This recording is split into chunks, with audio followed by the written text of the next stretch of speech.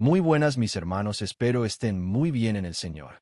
Hoy veremos un tema polémico y crucial, en el que muchos cristianos abren debate. Estaremos hablando sobre demonología y la guerra espiritual que llevamos en el día a día los cristianos contra ellos.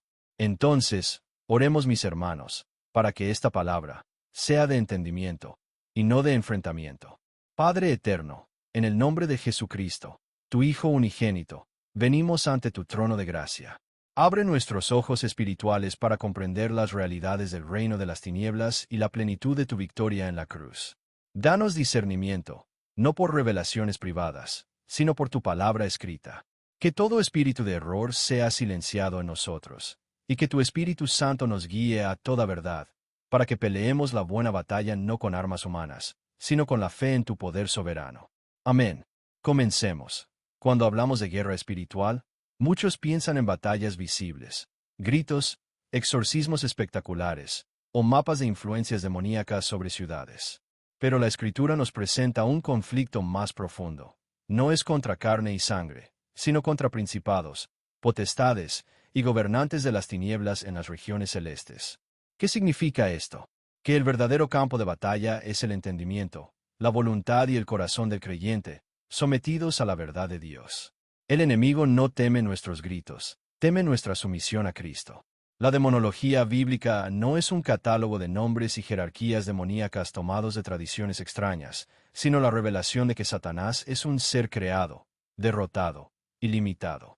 Así dice la palabra: el Hijo de Dios se manifestó para deshacer las obras del diablo, no para equilibrarlas, sino para aniquilar su poder legal sobre nosotros. El error más grande en la guerra espiritual es creer que el diablo tiene autoridad para exigir algo de un hijo de Dios. Él es acusador, pero ya no tiene causa. Ha sido desarmado públicamente en la cruz. Por tanto, la guerra no es para obtener victoria, sino para poseer la que ya nos fue dada. Todo poder en cielo y tierra pertenece a Cristo. Ese es nuestro punto de partida. Sin esto, el creyente vive con temor, buscando técnicas cuando ya tiene la Trinidad como su fortaleza. Debemos ver la naturaleza del enemigo. Para emprender la guerra espiritual con sabiduría, debemos conocer a quien enfrentamos, pero no con curiosidad malsana, sino con la luz de la Escritura. Así dice la palabra: Satanás fue creado bueno, pero por su soberbia cayó en juicio. No es un Dios rival, ni el yin del yang divino. Es una criatura caída, limitada, ontológicamente inferior al más pequeño de los santos, porque el Espíritu de Dios mora en nosotros. Muchos hoy, aun sin querer, elevan al diablo a una categoría semidivina cuando hablan de él como si pudiera leer mentes, estar en todas partes o forzar la voluntad humana. La verdad es que solo Dios es omnipresente, omnisciente y omnipotente. Satanás es un ángel caído con poder restringido, que solo puede actuar donde Dios, por razones sabias y santas, lo permite. Recuerda el caso de Job. El adversario no podía tocar ni un pelo sin permiso divino. Eso cambia por completo nuestra estrategia de guerra. No luchamos contra una fuerza autónoma e impredecible. Luchamos contra un enemigo en cadena, cuyo hocico está sujeto por la mano de Cristo. La demonología bíblica nos enseña que los demonios son espíritus inmundos que buscan habitar en cuerpos o manipular mentes, pero siempre bajo la soberanía de Dios. En el Nuevo Testamento, jamás vemos a los apóstoles haciendo mapeo espiritual de ciudades ni invocando nombres secretos de demonios. En cambio, vieron que los espíritus se sujetaban al nombre de Jesús. El poder no está en el conocimiento del enemigo, sino en la autoridad del Señor. Por eso, la guerra espiritual verdadera comienza con una teología correcta. El enemigo es real, pero es un siervo derrotado que ya fue juzgado en la cruz. No le deshonres temiéndole más de lo que le honras obedeciendo a Dios. El temor del Señor es el principio de la victoria, no el temor a los demonios. Cuando comprendes que tu adversario es un perro encadenado, dejas de correr y empiezas a caminar en autoridad. Porque la cruz fue el campo de batalla decisivo. Es que si hay un evento que redefine por completo la guerra espiritual, ese es el Calvario. Muchos creyentes viven como si la cruz hubiera sido un mero rescate, pero la Escritura revela algo mucho más profundo. Allí fue ejecutada la sentencia contra el diablo. Así dice la palabra: habiendo despojado a los principados y a las potestades, Jesús los exhibió públicamente, triunfando sobre ellos en la cruz. No fue una derrota aparente disfrazada de victoria espiritual. Fue un juicio legal, cósmico y real. ¿En qué sentido? El pecado había dado a Satanás un derecho de acusación contra la humanidad. La ley de Dios, santa y justa, nos condenaba, y el enemigo se erigía como fiscal. Pero Cristo, sin pecado, tomó sobre sí la maldición que merecíamos. Cuando murió, la deuda quedó cancelada. El acreedor ya no tiene nada que reclamar. Por tanto, el diablo perdió su arma principal, la acusación con fundamento legal. Ahora solo puede mentir, pero no puede ejecutar juicio contra el que está en Cristo. Esto transforma toda nuestra lucha. No peleamos para que Dios venza al diablo. Peleamos desde la victoria consumada. Cada vez que oras en el nombre de Jesús, no estás implorando a un Dios indeciso, sino aplicando la sentencia ya dictada. El infierno tembló en el momento en que el velo se rasgó, porque entendió que su usurpación había terminado. La guerra espiritual no es, entonces, una batalla por ganar territorio para Dios como si Él estuviera perdiendo, sino una operación de limpieza en un campo que ya ha sido conquistado. Los demonios son como ladrones que entraron a una casa después de que el dueño regresó. Tienen que huir al ser descubiertos. Por eso, el arma más poderosa no es un ritual ni una fórmula, sino la predicación del Evangelio a tu propia alma. Está consumado. Cuando el enemigo te acusa, responde con la cruz. Cuando te amenaza, refúgiate en la resurrección. La victoria no es algo que alcanzarás si ayunas lo suficiente. Es algo que ya posees por fe. El diablo sabe que está vencido. Solo intenta que tú no lo sepas. Por eso las armas de nuestra guerra están en el poder y la autoridad de la palabra. Si la cruz es nuestra victoria legal, ¿cómo la aplicamos en el campo de batalla diario? La Escritura es clara. Las armas de nuestra guerra no son carnales, sino poderosas en Dios para destrucción de fortalezas. Esto significa que no luchamos con métodos que el mundo o la carne sugieren, no con gritos vacíos, no con golpes al aire, no con invocaciones mágicas disfrazadas de oración. El arma fundamental es la palabra de Dios. Así dice la palabra. La espada del Espíritu es la palabra de Dios. ¿Por qué una espada?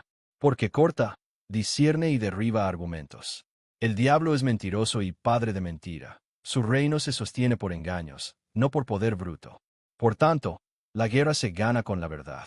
Cuando Jesús fue tentado en el desierto, no usó exhibiciones de gloria, ni un exorcismo, ni un ayuno espectacular. Dijo, escrito está. 3 veces, y el enemigo huyó. Ese es el modelo. Los demonios no discuten teología. Huyen de la autoridad de la Escritura pronunciada en fe. No necesitas conocer el nombre de un demonio para echarlo fuera. Necesitas conocer el nombre sobre todo nombre, y la palabra que ese nombre respalda. Muchos en nuestra época buscan revelaciones extras sobre demonios específicos de regiones o linajes, pero los apóstoles no hicieron eso. En Hechos, Pablo simplemente dijo, te mando en el nombre de Jesucristo que salgas. Y el Espíritu salió, sin largas oraciones, sin identificaciones esotéricas. El poder no está en la información secreta, sino en la autoridad delegada por Cristo. Por eso, la guerra espiritual más descuidada es la falta de memoria bíblica. Un cristiano que no conoce la Escritura es como un soldado sin espada. Pero quien la esconde en su corazón, quien la medita de día y de noche, tiene un arsenal inagotable. Cuando la duda, la tentación o la opresión intenten establecerse, la verdad dicha con fe derriba el argumento mentiroso. La oración de guerra no es un grito frenético, es declarar lo que Dios ya dijo, sobre lo que Él ya hizo. Aprende a pelear con la Escritura en tus labios.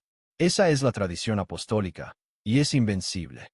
Debemos ceñirnos, mis hermanos, con la armadura de Dios, que es protección diaria en la vida del creyente. Por eso la Escritura nos presenta un cuadro visual inolvidable, la armadura de Dios. No es una metáfora decorativa, sino un mapa de la guerra espiritual cotidiana. Así dice la palabra. Revístanse de toda la armadura de Dios para que puedan estar firmes contra las artimañas del diablo. Observa que no dice para que ataquen y tomen ciudades, sino para que estén firmes. La victoria ya fue lograda. Nuestra lucha es mantener la posición en Cristo. Cada pieza tiene un significado profundo. El cinturón de la verdad, la sinceridad delante de Dios y la ausencia de autoengaño. Un corazón con mentiras es una puerta abierta al enemigo. La coraza de justicia, no tu propia pureza, sino la justicia de Cristo imputada y una vida que busca obedecer. El pecado no te quita la salvación, pero sí te vulnera en la batalla. porque el acusador encuentra un asidero en tu conciencia. Los pies calzados con el Evangelio de la paz, la disposición de anunciar las buenas nuevas, caminando sobre el terreno inestable de este mundo con la certeza de que la paz con Dios está hecha. El escudo de la fe. Con él apagas todos los dardos de fuego del maligno. Esos dardos son pensamientos de duda, acusación, temor, deseos impuros. La fe en las promesas de Dios los extingue. El yelmo de la salvación, la esperanza segura de que eres guardado para la vida eterna. Quien sabe que su nombre está escrito en el cielo no teme a las amenazas del infierno. Finalmente, la espada del Espíritu, la palabra de Dios, ya mencionada como arma ofensiva. Esta armadura no es mística ni física, es espiritual, y se pone mediante la oración, el conocimiento de la Escritura y la vida en comunidad. Nota algo crucial. No hay armadura en la espalda, porque el soldado de Cristo no huye. Cuando enfrentes opresión, no retrocedas. Mantente firme. La guerra real no es contra personas ni circunstancias. Es contra mentiras que exaltan contra el conocimiento de Dios. Cada día, antes de salir, ponte esta armadura mediante una oración sencilla pero llena de fe. No necesitas largas liturgias. Necesitas creer lo que Dios ya dijo. Así, cuando la tormenta llegue, te encontrarás de pie. Uno de los mayores peligros en la guerra espiritual es confundir los susurros del enemigo con el ruido de nuestra propia carne o con simples dificultades humanas. La Escritura nos llama a probar los espíritus, no a temer a cada sombra. Así dice la palabra. No todo lo que parece sobrenatural proviene de Dios, pero tampoco todo problema es demoníaco. Hay cristianos que viven tan guerreando que ven un demonio detrás de cada resfriado, cada discusión familiar o cada cuenta por pagar. Eso no es madurez, es superstición. El diablo es real, pero no es omnipresente.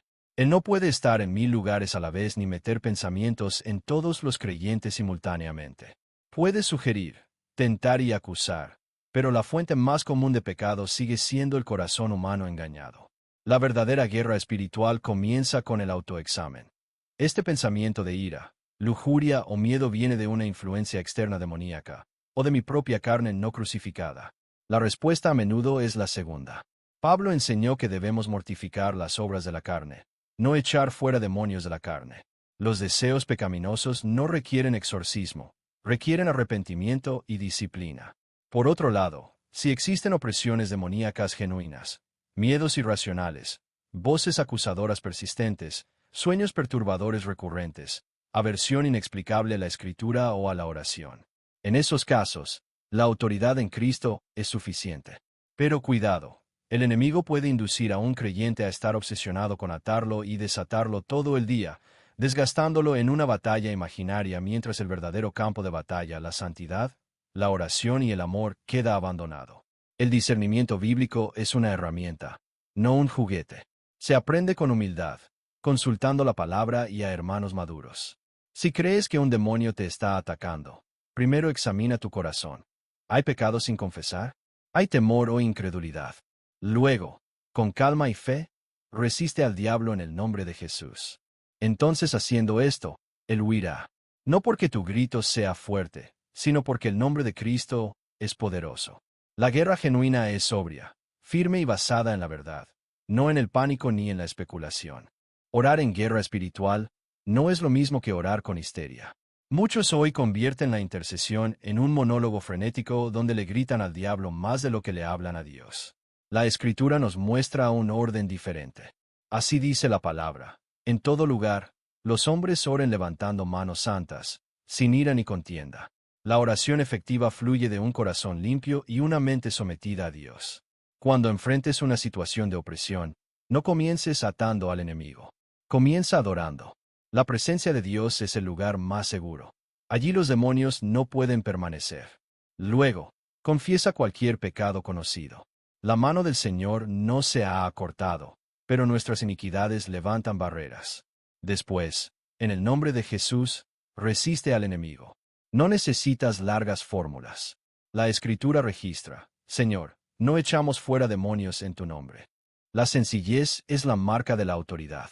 Un ejemplo poderoso es el Padre Nuestro. Líbranos del mal. Una petición breve pero completa, reconociendo que la liberación viene del Padre, no de nuestras técnicas.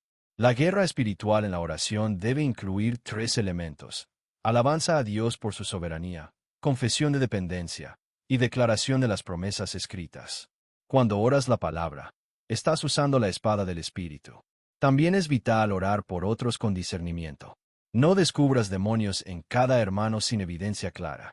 La acusación es trabajo del diablo, no del intercesor. Ora con fe, pero también con amor. A veces la ayuda que alguien necesita no es un exorcismo, sino un consejo bíblico, un abrazo o una comida caliente. Jesús oraba y también sanaba, pero siempre con compasión.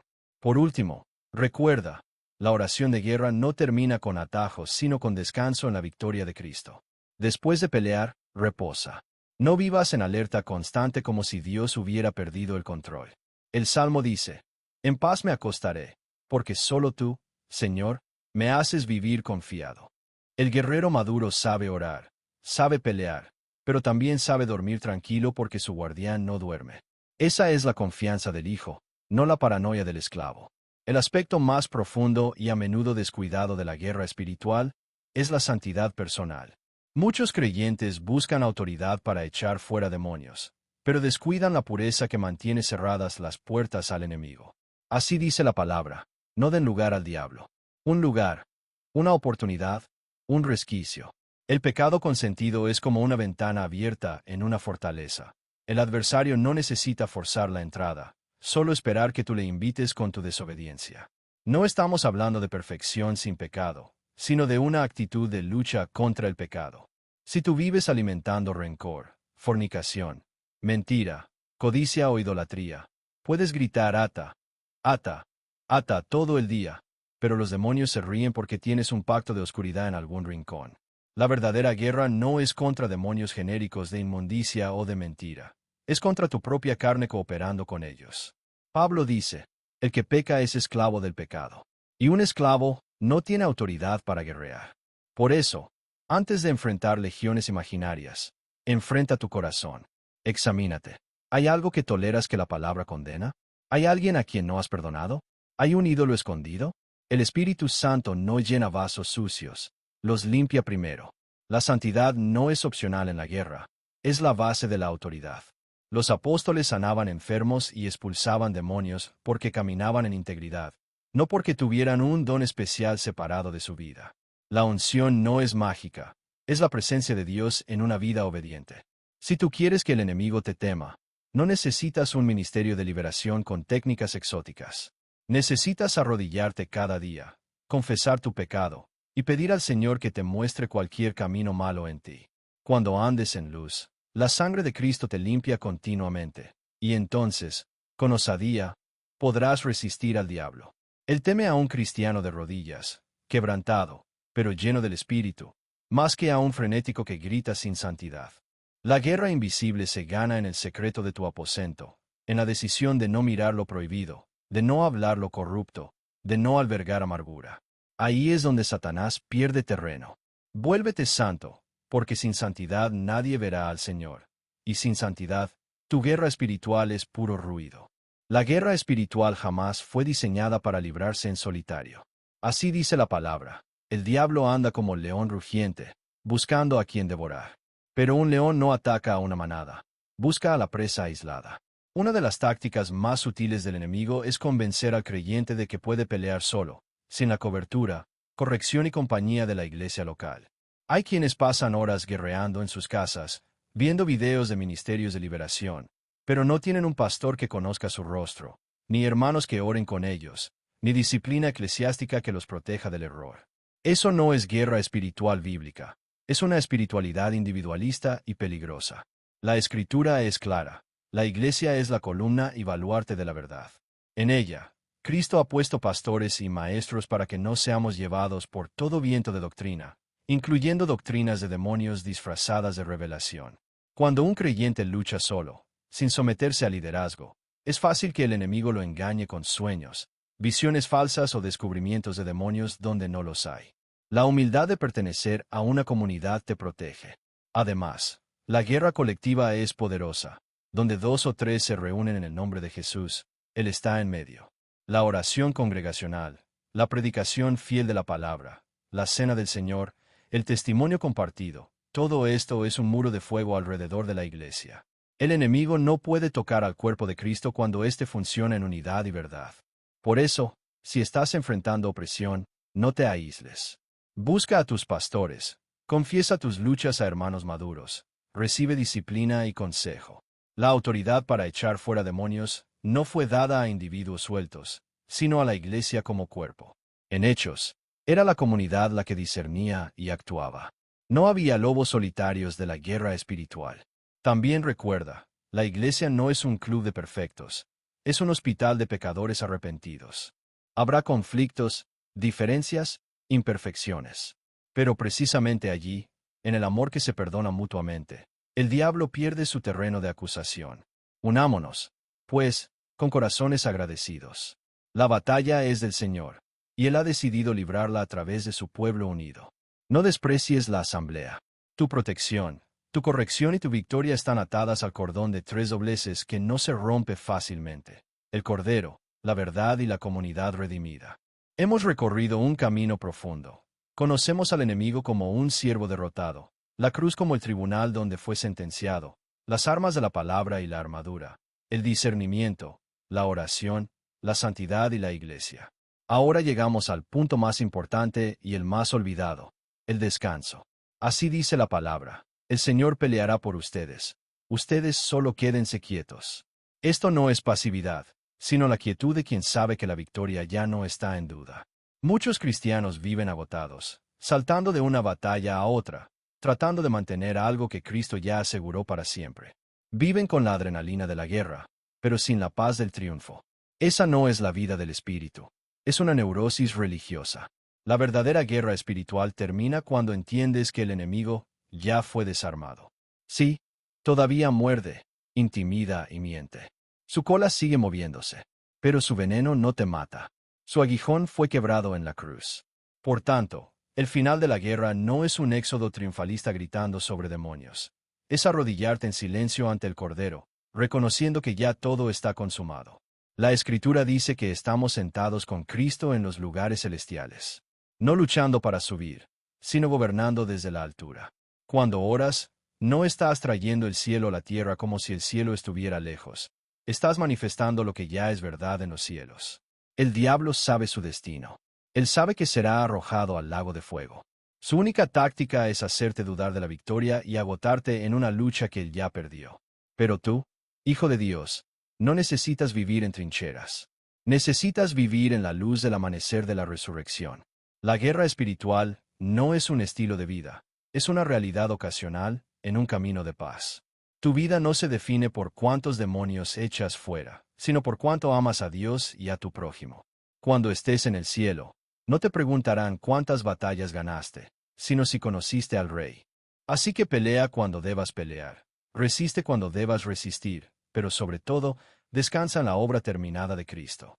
El león de la tribu de Judá ha vencido. Y porque él venció, tú estás más que vencedor. No mediante tu esfuerzo, sino mediante su sangre y tu fe. Ahora, vive en libertad. La guerra ha terminado, aunque queden escaramuzas. El veredicto es eterno, el Cordero reina. Por tanto, mis hermanos, descansen muy bien en el Señor. Gloria sea en el nombre de Cristo.